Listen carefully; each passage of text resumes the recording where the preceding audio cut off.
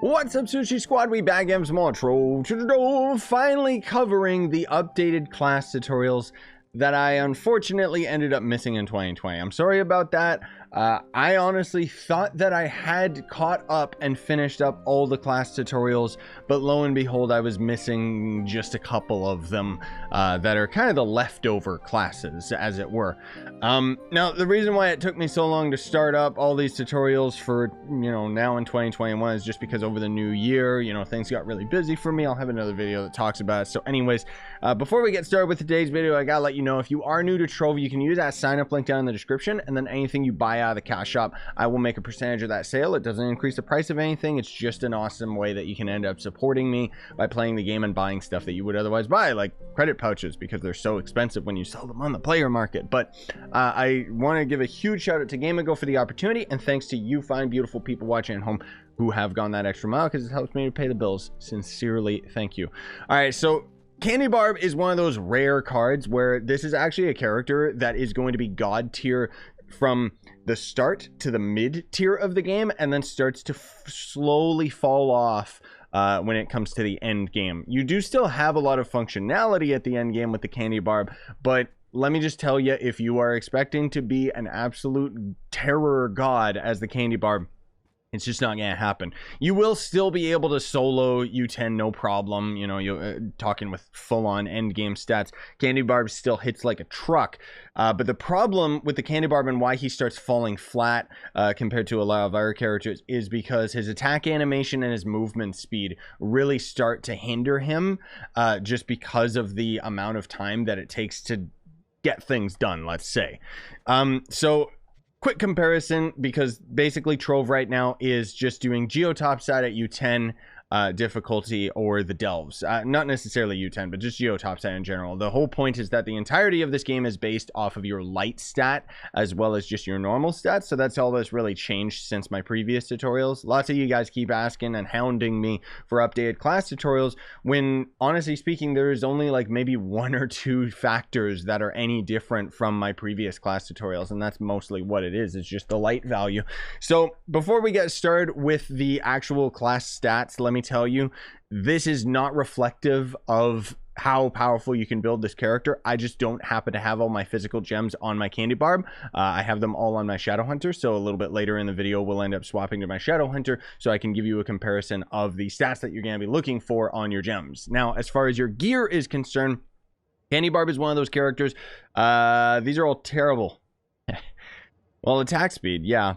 So you're going to basically be getting attack speed and crit damage on your Candy Barb, because you don't need the movement speed, unfortunately. So you're going to want to try and get your Knight as high power rank as you can if you end up using the subclass ability. I almost always recommend using the Mounted Cavalry subclass ability, just because every 5,000 power rank that you have on your Knight, you're going to end up getting 5 more movement speed on a mount, all the way up to 35,000k Knight, which 35,000k. I made a boo-boo.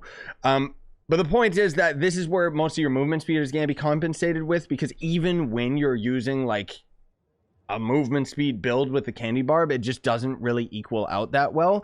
You still can, if you want to sacrifice the crit damage for movement speed, you can on your gear, but you're going to have some pretty awesome stats in order to be able to compensate for that lack of, the damage fall off, right? So that's how you're going to end up building your gear. The ring, which you'll have to excuse, I have a mod that conflicts with this, but the ring is, oh, wait. Oh, it's finally working. It's finally actually showing the ring in the correct slot. Okay, good. The ring, you can just use whatever you want. Honestly, a jump ring would be fine. Magic find, crit hit, energy regen, whatever you want. Honestly speaking, energy regen is probably going to be one of your better ones, just because there's going to be two distinct play styles to this character. If you're in the Delves, you're going to want to have your class gem ability. If you are going for a speed farming character, you don't want your class gem ability, because it's going to end up changing your number 1 ability, and that is where the ring that you have is going to kind of determine that. So I recommend an energy regen ring if you're going for speed farming, just because you're going to be using your jump a lot. and it's going to end up basically helping you a lot with your speediness, right? For the ally, that is the wrong one. You're going to be using the Delves allies and pretty much using, which one is it? You can either use Jangles. You can use Jangles if you're just going for like raw damage, because obviously with Jangles having the cooldown reduction, it means that you'll be able to use your ult a lot more, and the Candy Barb's ult just, it slaps, dude. But the animated jug is probably going to be your best bet if you're speed farming, because when enemies die, you end up gaining movement speed, and that's going to end up obviously making your life a lot easier, because even though, like I said, you're going to be compensating for your lack of movement speed on the Candy Barb just because he's got some of the lowest natural like movement speed on the class in the entire game, so that's why he's like so super duper slow. I mean, if you have it on his gear and stuff like that, it might compensate a little bit. And then, you know, as you slowly end up building up with the ally and Pyro Gem and stuff like that, then it can kind of compensate. My point is that you're not going to be using your mount as often inside dungeons for your movement as just having things proc to give you the movement speed. For the flask, obviously, when you get to the late game, you're going to just... I'm just going to outright say it, death-defying. There's an argument that you could use a lot of different flasks, and technically you can. Like, Conjurer's Crucible is a really good one if you have high magic find, for example, because technically you can farm dungeons for a lot longer, because every time Magic Find triggers, you're going to generate another flask. It is on an internal cooldown, but the point is that you can potentially regen enough flasks that you would be able to dungeon farm for a longer period of time without having to go somewhere to refill your flasks, as if you were using Death Defying. The trade-off, though, and the reason why I still always recommend Death Defying instead, is because with this one, you're basically going to be spamming the flasks yourselves, and you're going to have some form of defense, like with Cubic Curtain or the Cubic Emblem, just because if you don't, then that means you're gonna die in one shot anyways, because if you've built your character properly, you're going to have very, very low health for speed farming. For Delves, the Candy Barb kind of moves into more of a tank build, but we'll talk about that a little bit later. Either way, Death Defying is still gonna be your best bet, because the compensation for in time for speed farming is going to be a lot better if you don't die than having the longevity and chance of death by using Conjurers. And I'm just using Conjurers as an example. You can experiment, and there's other flasks that you can use, but kind of the big problem with Trove is that there's no idle frames or invincibility frames when you end up taking damage. They can literally just slap, slap, slap. There goes all your flasks, right? Which if you're using other ones, it doesn't really matter as much. For the emblem, that is going to be, you know, you're going to start off with Martial. If you find that your damage isn't good enough, you can keep Martial. Eventually you might swap off of that. Your secondary at first is going to end up being Chromatic for sure, just because, or Sure Strike, I mean, sorry, because you're going to want to have that extra crit hit. But as you get to higher numbers for your crit hit value, you can swap that off as well. Other emblems that I would recommend you can swap to is one of the ally eyeballs. Those do a decent enough amount of damage.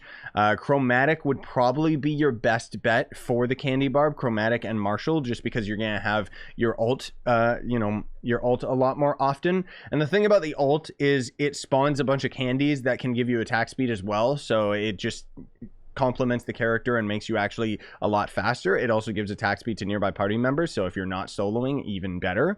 But if you don't really care about that as much, you can end up going for Trailblazing, or if you're strong enough, you could be rocking an emblem combo of Chromatic and Trailblazing, just to end up increasing that movement speed and giving yourself the more attack speed and stuff like that as well, right? Okay, so now we're going to be moving on to the gems and talking a little bit more about the two different builds you're going to have as this character. So at the beginning of the game, when you don't have your class gem ability, you're going to notice that your number one ability jumps forward. Now, that is a very gimmicky ability that can carry momentum. So basically, if you jump in the air, you get tagged by an enemy, and then you press your number one, you're gonna launch, dude. But the problem is that you will not be able to move. You will have no functionality until you end up landing on something, which can end up being a bit of a detriment with that ability. So you kind of gotta pick when you're going to end up using it.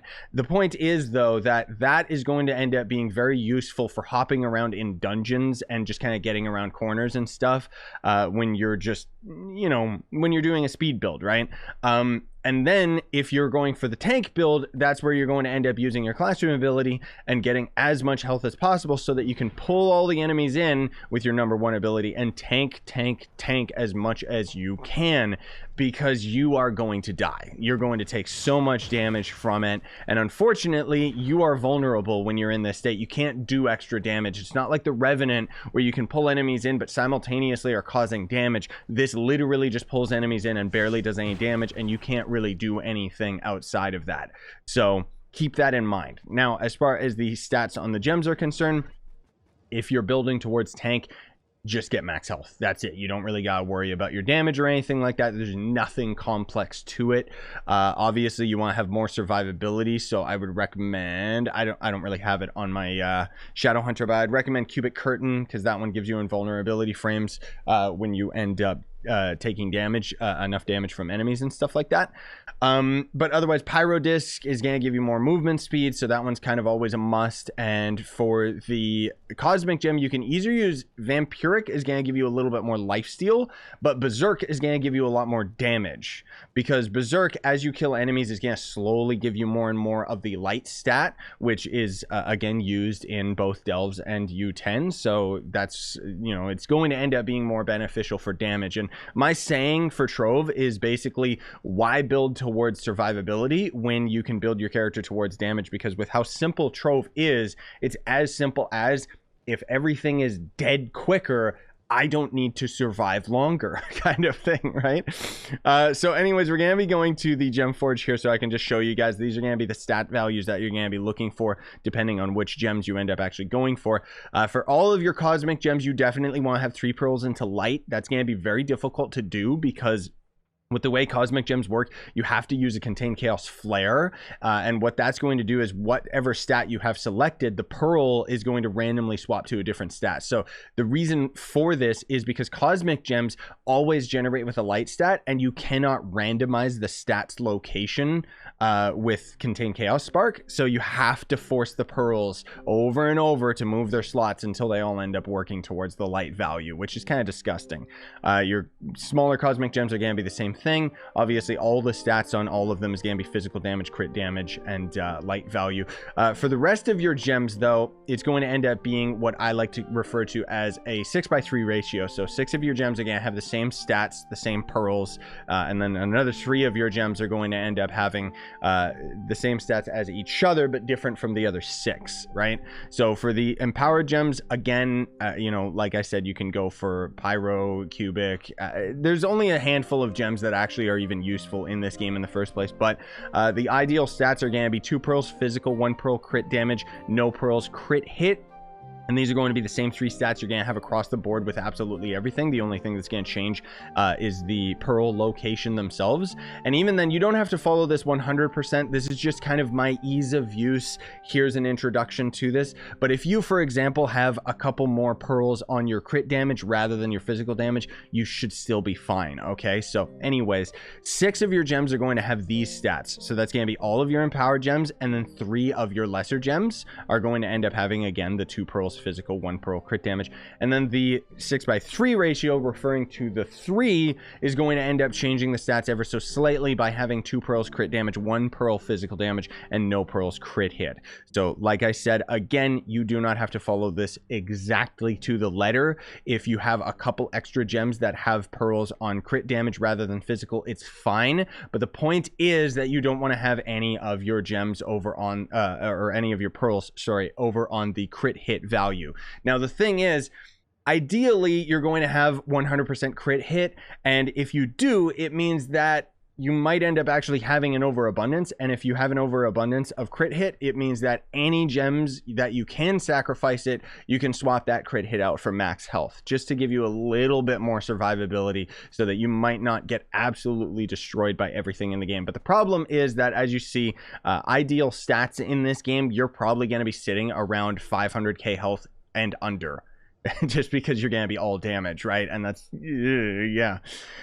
So as far as the stats that you're kind of aiming for, just as a base value, you know, these are kind of like really, really high-end game stat value. But I would say for mid to late game, you're going to be going for at least 80k to 100k base physical damage. Your crit hit, again, you want to have as close to 100% as possible. I'm actually well over, so I could swap some gems over, but I don't really care. And then your crit damage, you're going to be going for somewhere around 800% to 1000%. And then, of course, again, anything higher than that is going to end up being very helpful for you. So, yeah, that's going to cover the Candy Barb for today's video, gamers. We still got a couple other classes to cover, like Lunar Lancer and Chloromancer and stuff like that, but I hope that you ended up finding this video helpful. And again, my apologies that it arrived so late from all of the other videos, but I kind of got taken out of the flow of things, so I'm trying to get back into it. But either way, thanks for watching. Smash like, sub for more, buy the merch you want, support the channel, and have yourselves a fantastic day. Sign on and stay epic, everybody.